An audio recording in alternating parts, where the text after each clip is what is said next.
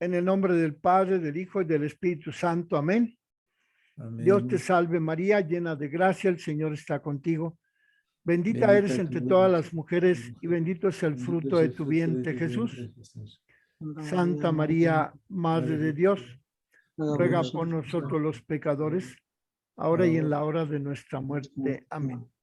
María, Madre de gracia, Madre de misericordia, en la en la vida vida y en la muerte, muerte, ampáranos, Gran Gran Señora. Señora. Bueno, estamos viendo las audiencias del Papa Juan Pablo II. El día de hoy veremos la que pronunció el 15 de mayo de 1996 y también veremos la que pronunció el 4 de abril de 1990. La primera es la santidad perfecta de María, la segunda, anuncio de la maternidad mesiánica y la tercera, el misterio de la encarnación. A ver si terminamos de explicar estas catequesis marianas de Juan Pablo II.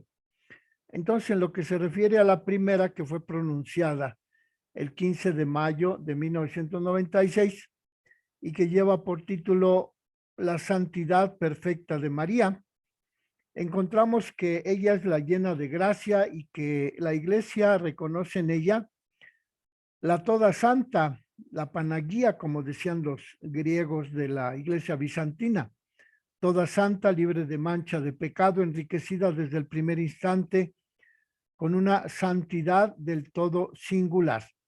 Eso lo afirma la Lumen Gentium en el capítulo 56. Este reconocimiento que la Iglesia le otorga a la Virgen, por el que la llama toda santa, fue un reconocimiento que se llevó a cabo a lo largo de muchos siglos y llevó este reconocimiento de que ella es la toda santa a la proclamación del dogma de la Inmaculada Concepción en 1854. El término hecha llena de gracia que el ángel le aplica a la Virgen en el momento de la anunciación se refiere al favor divino que Dios le concedió a la Virgen joven de Nazaret en preparación para la maternidad que le iba a anunciar el ángel. Pero este término, hecha llena de gracia, indica el efecto de la gracia divina en María, pues fue colmada de forma íntima por la gracia divina y por tanto fue santificada. El calificativo llena de gracia tiene un significado muy denso porque es el Espíritu Santo quien impulsa a la Iglesia a profundizar en el significado de ese término, llena de gracia, que Jaritomene. Dice el Papa que en este saludo del ángel, la expresión llena de gracia equivale a un nombre. Es el nombre que María ha recibido de parte de Dios. Y dice el Papa que el nombre expresa la realidad de las personas. Por consiguiente, el título llena de gracia manifiesta la dimensión de la personalidad de la joven de Nazaret. De tal manera estaba colmada de gracia y era objeto del favor divino que podía ser definida por esta predilección de Dios, la que el ángel le dice, llena de gracia. El Vaticano II, el concilio, recuerda que esta verdad surge de las homilías de los padres de la Iglesia, porque llamaban a María la toda santa y decían que era una criatura nueva formada por el Espíritu Santo, plasmada por el Espíritu Santo. Y es lo que recoge el Concilio Vaticano II en la Lumen Gentium número 56. Esta gracia, en el sentido de gracia santificante, que realiza la santidad personal de María, la hace plena a ella, plenamente colmada de gracia según el proyecto de Dios. Así, por tanto, la reflexión de los obispos en el Vaticano II atribuyen a María una perfección en la santidad que debería abarcar desde el origen de su vida, a esta pureza virginal, a esta santidad, parece que se refería el obispo de Palestina, Teotecno de Libia, que vivió hacia el año 550 después de Cristo, en donde este Teotecno de Libia presenta a María como santa y toda hermosa, pura y sin mancha, y alude a su nacimiento, diciendo que nace como los querubines, la que está formada por una arcilla pura e inmaculada. Esto lo dice Teotecno de Libia en el panegírico para la fiesta de la Anunciación. Esta expresión, que está plasmada por el Espíritu Santo, en donde recuerda la creación del primer hombre, que la Virgen Santísima ha sido formada por Dios con una arcilla no manchada de pecado. Y por tanto, el Vaticano II, con esta frase que toma de Teotecno de Libia, el Vaticano II atribuye al nacimiento de María las mismas características de su pureza y de su nacimiento inmaculado. Además, la comparación con los querubines, cuando dice Teotecno de Libia que ha sido nacida como los querubines, esa mención reafirma la excelencia de la santidad que caracterizó a la Virgen María ya desde el principio de su existencia.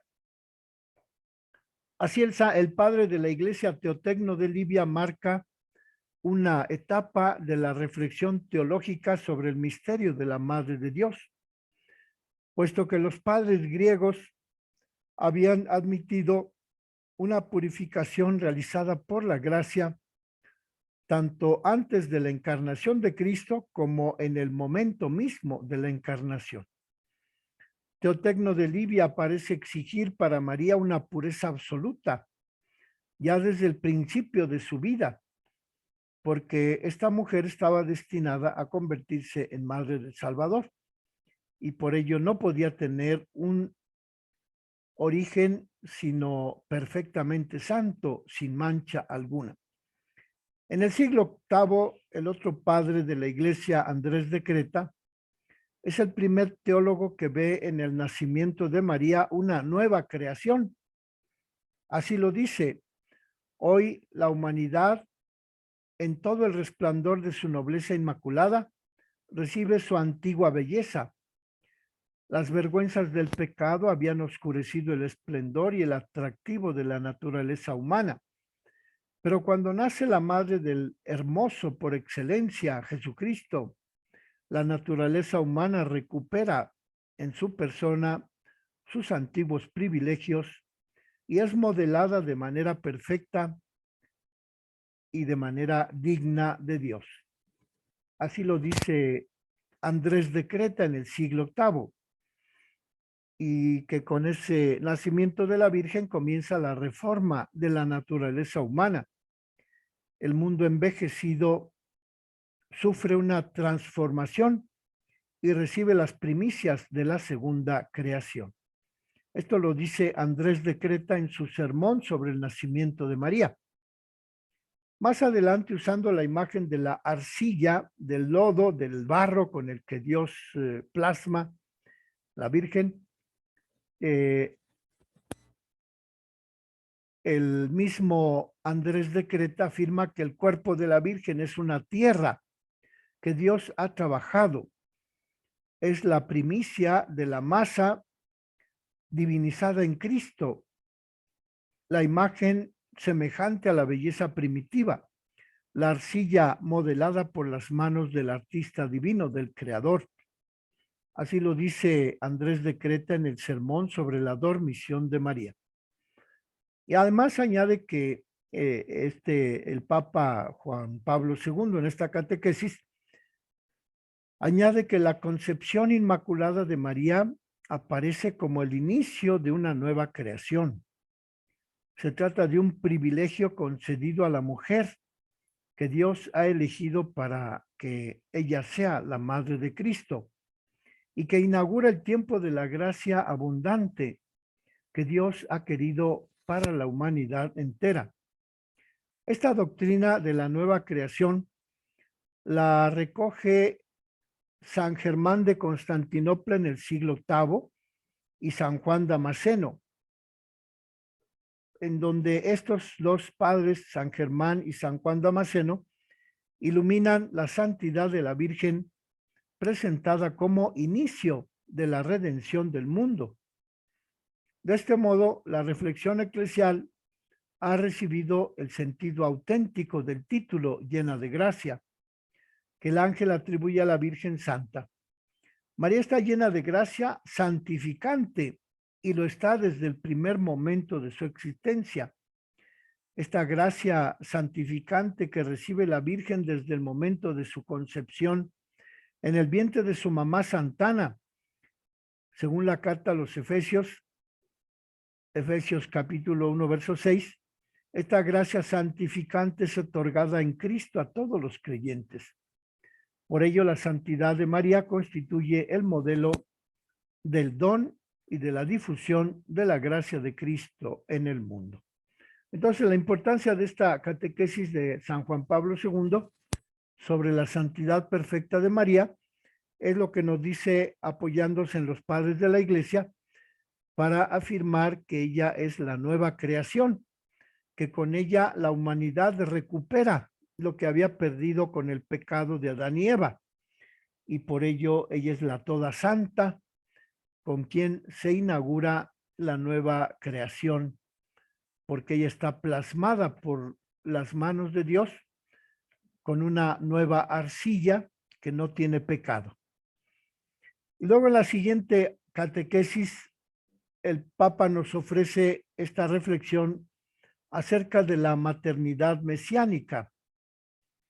Dice que en el Antiguo Testamento la figura de Santa María se refiere al conocimiento, al texto del profeta Isaías, en el capítulo 7, verso 14. He aquí que una doncella está encinta y va a dar a luz y le pondrá por nombre Emmanuel. Este anuncio de la maternidad de la doncella lo hace comparar el Papa Juan Pablo II con el anuncio del ángel, en donde anunciándole a José que lo concebido en el seno purísimo de María es obra del Espíritu Santo, el arcángel Gabriel invita a San José a tomar consigo a María como esposa, porque lo que ha sido engendrado en ella es obra del Espíritu Santo. San Mateo atribuye el significado cristológico a este anuncio. Y de hecho, San Mateo en el capítulo 1, versos 22 y 23, añade que ese anuncio a San José de que aceptara a María como su esposa era algo que ocurría para que se cumpliera el oráculo del Señor por medio del profeta Isaías. Vean que la Virgen concebirá y dará a luz un hijo y le pondrán por nombre Manuel, que quiere decir Dios con nosotros. De esta manera el Papa San Juan Pablo II une el anuncio del profeta Isaías 7:14 con el relato de que San José acepta tomar a la Virgen como su esposa en el capítulo 1 de San Mateo, versos 22 al 23. De modo pues que estos dos textos los utiliza el Papa San Juan Pablo II para afirmar que en ellos la profecía del anuncio del nacimiento del Mesías se explicita en el texto del profeta Isaías, pero no, ahí no se dice que será un nacimiento virginal, sino que el profeta Isaías utiliza un término hebreo que significa una mujer joven, no necesariamente una virgen. Y dice San Juan Pablo II que la tradición judaica no proponía el ideal de la virginidad perpetua, ni había expresado nunca la idea de una maternidad virginal. De modo pues que esta realidad de que la Virgen concebirá de manera virginal y que será una virginidad perpetua por la que la Virgen concebirá a su hijo, el Mesías, es algo novedoso que no se expresa explícitamente en el texto del profeta Isaías en el Antiguo Testamento. Y dice el Papa San Juan Pablo II que en la traducción griega del hebreo al griego, el vocablo griego que se usó para traducir el hebreo alma, el término griego es partenos, que significa virgen. De modo pues que al traducirse del hebreo al griego, alma a partenos, podría parecer una particularidad de traducción, pero hay que reconocer en esta traducción una orientación dada por el Espíritu Santo a las palabras del profeta Isaías, que al ser transcritas por el apóstol San Mateo, preparan la comprensión del nacimiento extraordinario, es decir, virginal, del Mesías. Con la traducción del término partenos del arameo alma, del hebreo alma al griego partenos, se da a entender que el texto de Isaías prepara la solemnidad de la concepción virginal y que esa concepción virginal se presenta como un signo divino. Así lo dice el profeta Isaías en el capítulo 7, versos del 10 al 14. Y con ello el pueblo judío está advertido de que esperará un acontecimiento extraordinario. Y como la mujer joven va a concebir a un hijo después de haberse unido en matrimonio con su esposo San José, pues ello no constituye un hecho extraordinario. Pero el texto del profeta Isaías no alude en ningún momento a la presencia del marido.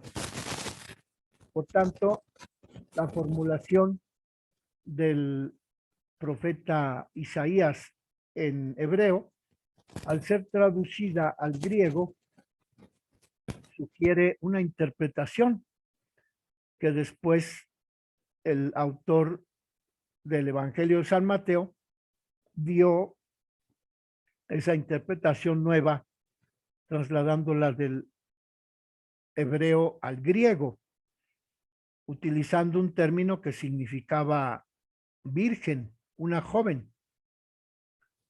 Por tanto, en el contexto del oráculo de Isaías 7:14, encontramos una respuesta que Dios le da al rey Acaz, que tiene que enfrentar la amenaza de la invasión de los reyes vecinos.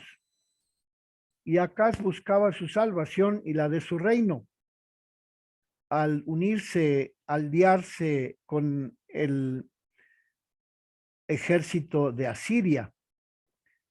Y cuando el profeta Isaías le propone al rey Acaz que ponga toda su confianza en Dios, le pide con ello que renuncie a la alianza con Asiria, ya que en el nombre de Dios el profeta Isaías le propone al rey Acaz que se fíe del poder divino mediante un acto de fe.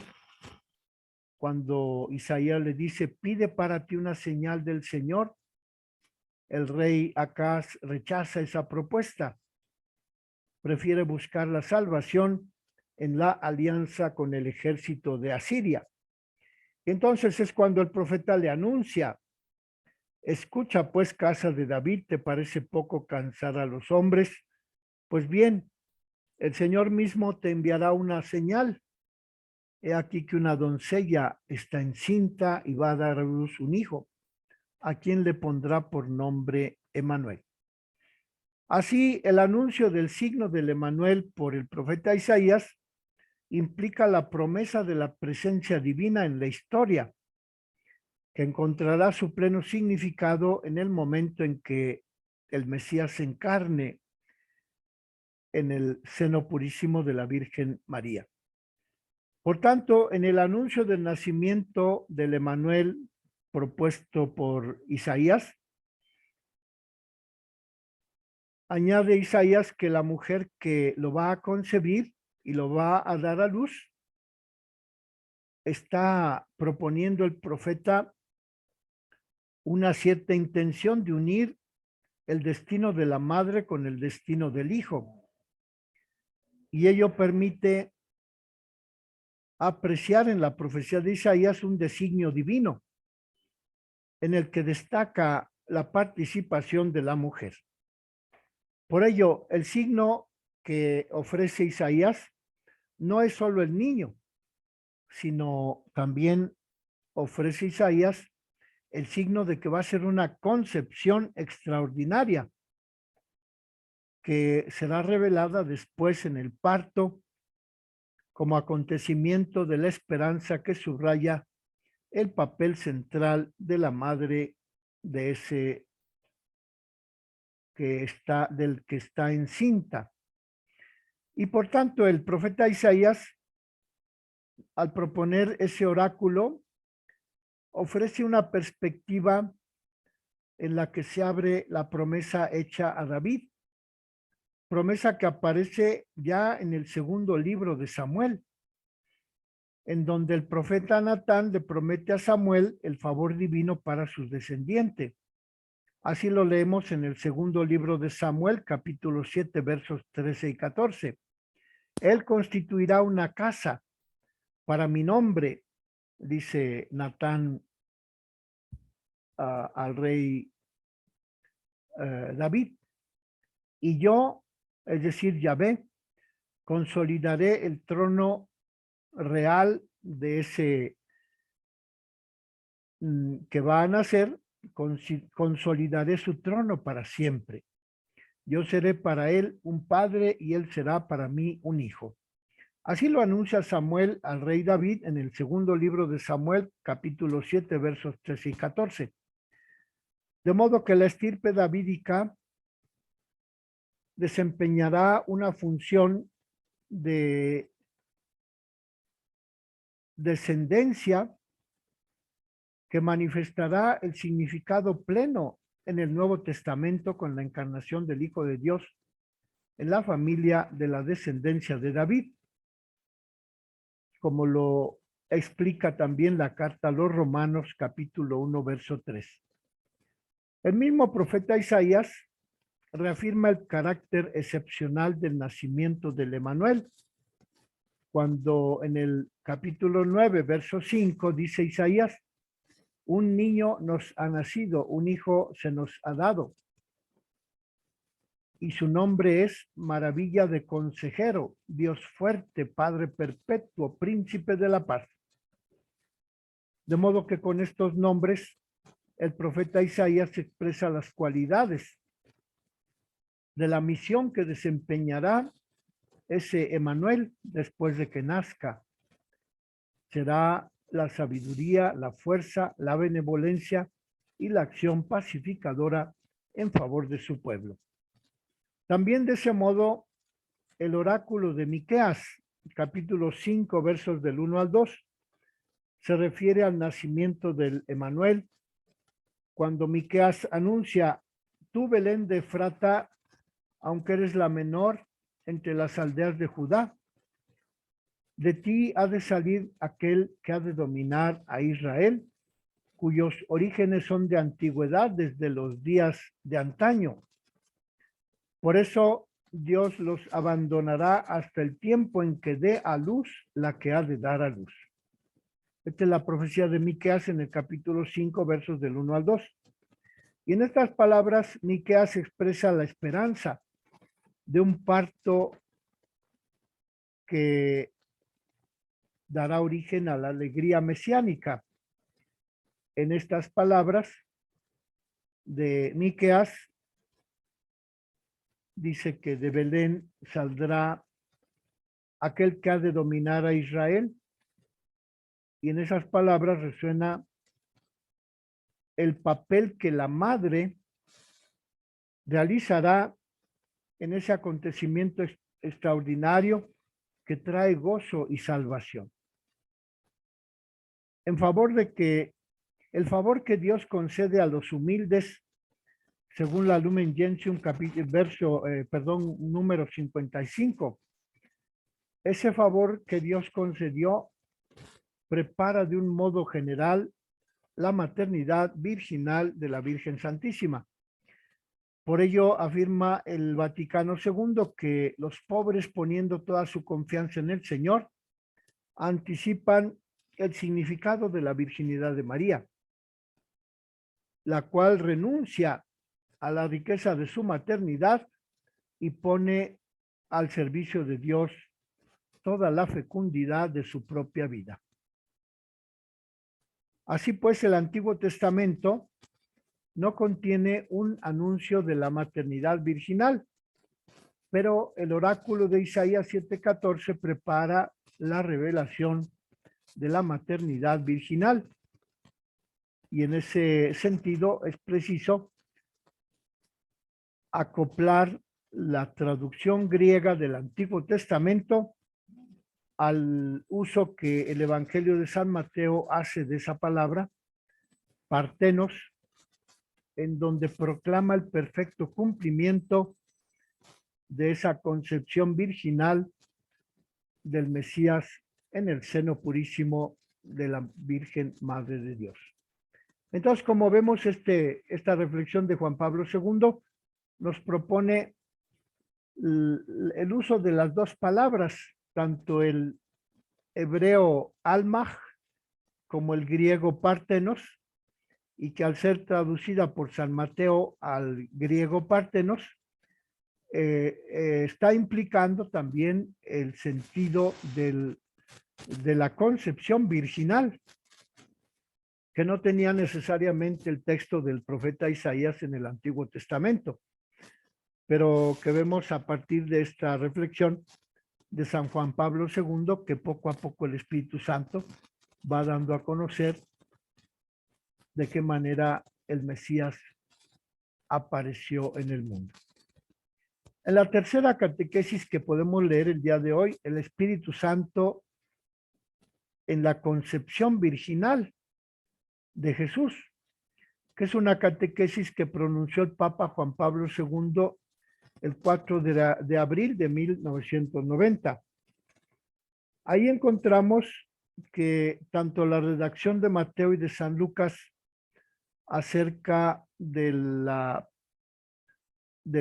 concepción de Jesús nos ofrecen los aspectos esenciales de la comprensión de la concepción virginal de Jesús en el seno purísimo de María.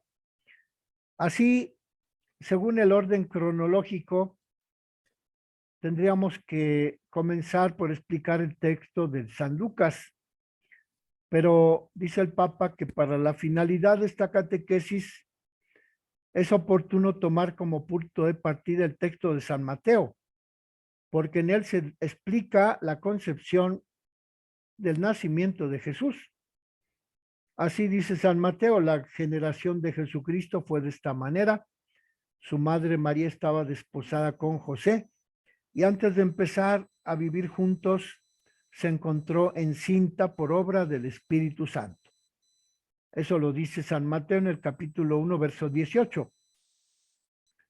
Y así San Mateo añade que a José se le informó de este acontecimiento extraordinario. En el verso 28 del mismo, el verso 20 del mismo capítulo 1 de San Mateo, el ángel se le apareció en sueños a José y le dijo: no temas tomar contigo a María, porque lo engendrado en ella es obra del Espíritu Santo.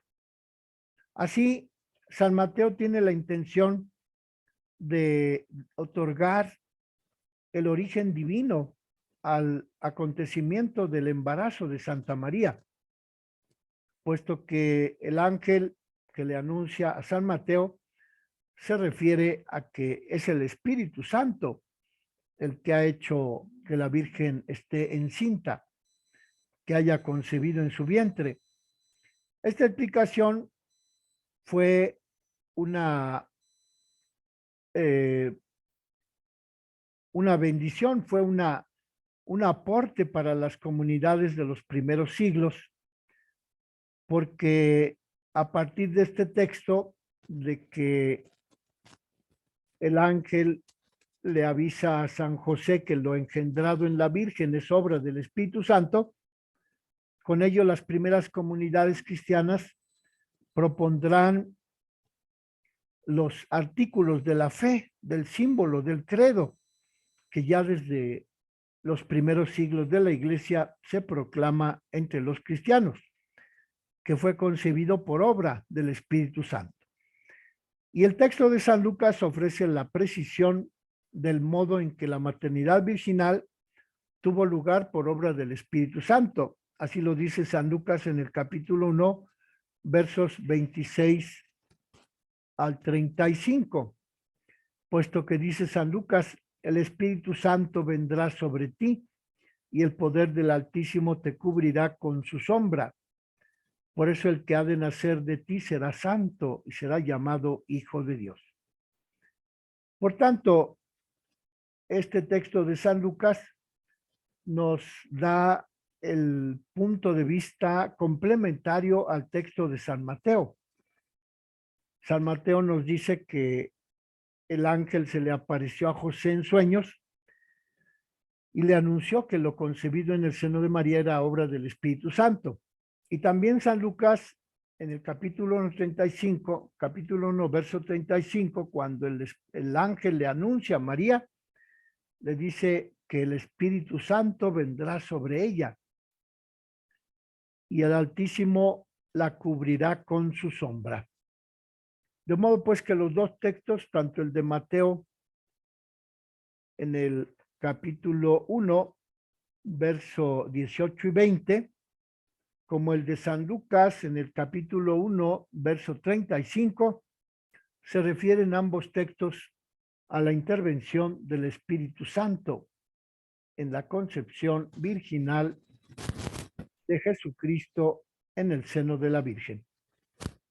Por ello, al confrontar las narraciones milagrosas de los nacimientos en el Nuevo Testamento, podemos comparar esa misma narración de los nacimientos milagrosos en el Antiguo Testamento.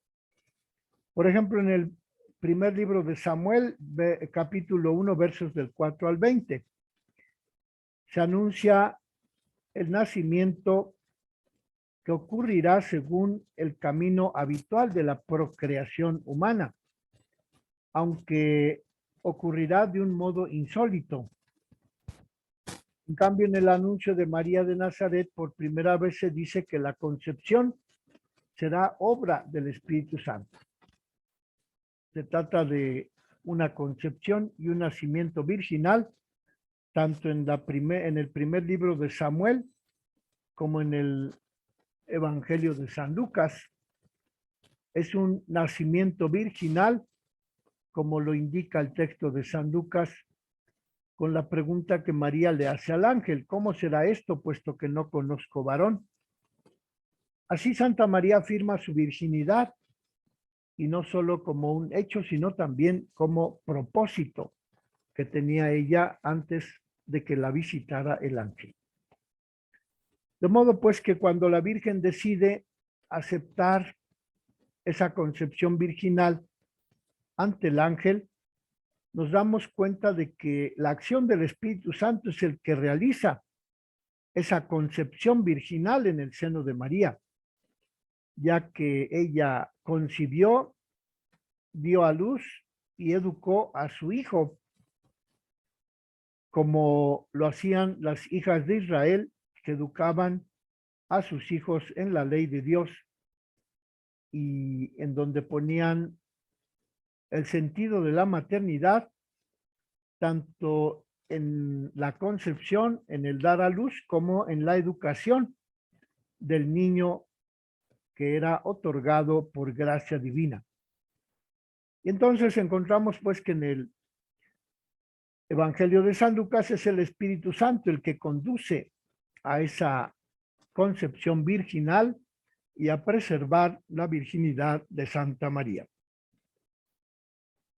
Bueno, vamos a dejarle ahí. Espero que el próximo miércoles nos veamos para continuar con estas catequesis. En el nombre del Padre, y del Hijo, y del Espíritu Santo. Amén. Amén. María, Madre de Gracia, Madre de Misericordia, en la vida y en la muerte, ampáranos, Gran Señor. Bueno, bendiciones. Queden con Dios. Gracias. Nos vemos el miércoles próximo. Muy bien. Buen trabajo. Gracias y saludos.